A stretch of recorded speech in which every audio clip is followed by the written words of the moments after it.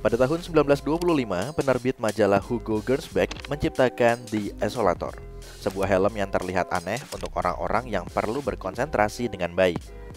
Versi pertamanya dibuat dengan menggunakan kayu dan kain flanel. Tapi Gernsback tidak puas karena helm itu tidak memblokir semua suara dari luar sebaik yang dia harapkan. Kemudian dia mendesain ulang perangkat tersebut, menghilangkan kayu dan menambahkan kaca sehingga pengguna dapat melihat melalui perangkat tersebut. Namun muncul masalah. Helm tersebut hanya dapat dipakai selama sekitar 15 menit setiap kali pemakaian sebelum penggunanya mengantuk. 38 tahun kemudian, Gernsback mempersembahkan Tele Eyeglasses, perangkat TV portable seukuran saku yang praktis. Kamu mungkin menganggapnya lucu, tapi sejujurnya kacamata VR saat ini mirip-mirip seperti itu. Kacamata ini memiliki berat sekitar 141 gram dan dibangun di sekitar tabung sinar katoda kecil yang menggunakan arus tegangan rendah dari baterai kecil. Perangkat ini memiliki layar terpisah untuk setiap mata, yang berarti dapat menampilkan gambar stereoskopis berfungsi seperti kacamata 3 dimensi. Gernsback berjanji bahwa pengguna tidak menghadapi bahaya tersengat listrik, tapi orang-orang tidak percaya begitu saja. Perkenalkan, mikrometer kecantikan, juga dikenal sebagai kalibrator kecantikan.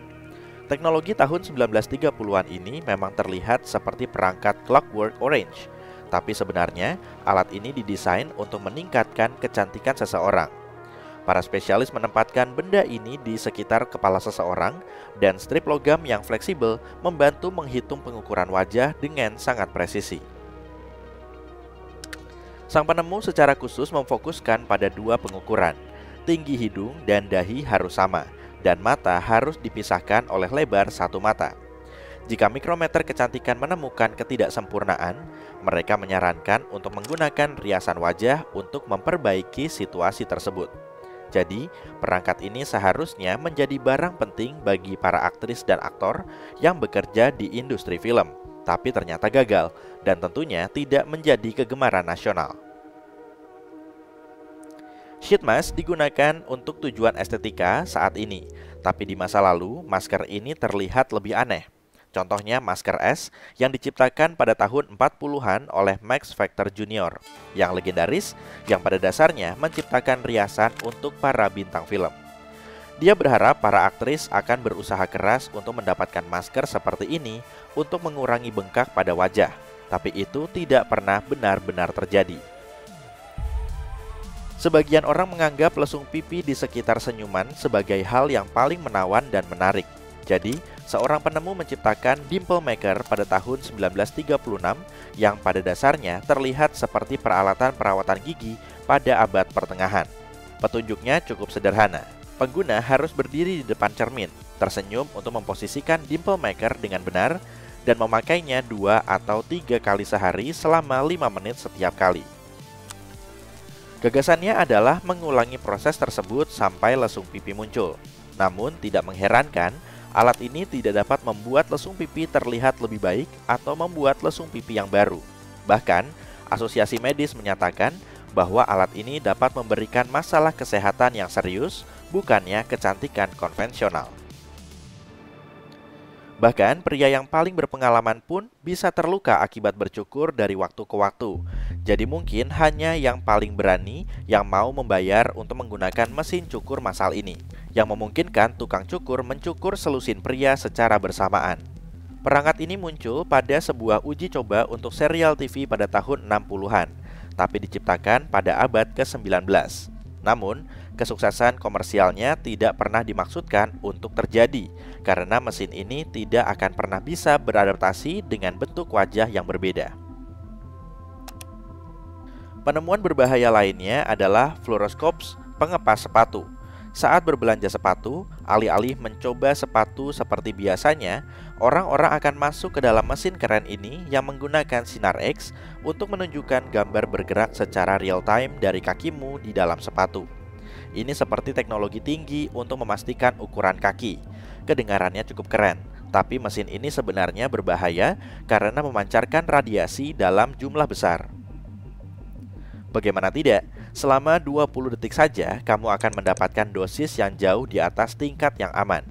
Meskipun radiasi ditujukan ke kaki manusia, namun sebagian besar radiasi akan menyebar ke sekelilingnya, mengekspos semua orang yang ada di dekatnya. Jadi, para pramuniaga yang menghabiskan waktu berjam-jam di sekitar benda-benda ini mendapatkan radiasi selama 1 tahun hanya dalam waktu 2 jam. Ada beberapa laporan tentang cedera, sehingga penemuan ini akhirnya dilarang pada tahun 70-an.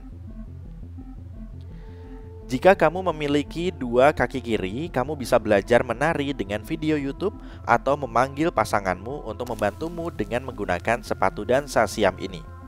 Penemuan ini memulai debutnya dalam katalog pesanan melalui pos, dengan tujuan untuk membantu pasangan tetap selaras di lantai dansa.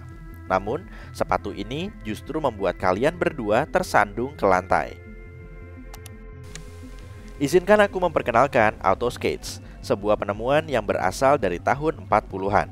Penemunya biasa menyalakan sepatu roda bermotor ini seperti menyalakan mesin pemotong rumput, dan alat ini dapat bekerja hingga 257 km dengan 1 galon bahan bakar.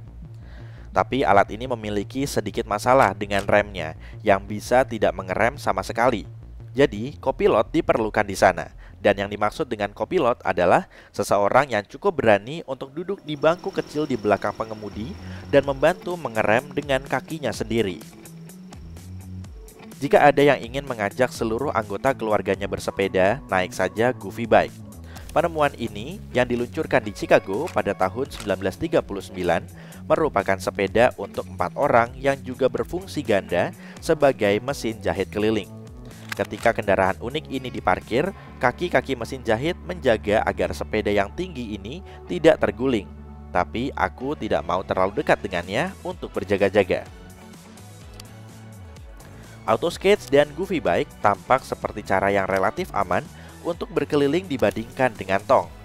Pada tahun 1901, seorang guru sekolah bernama Annie Edson Taylor merayakan ulang tahunnya yang ke-63 dengan melakukan perjalanan menuruni air terjun Niagara di dalam tong acar kayu setinggi 1,5 meter.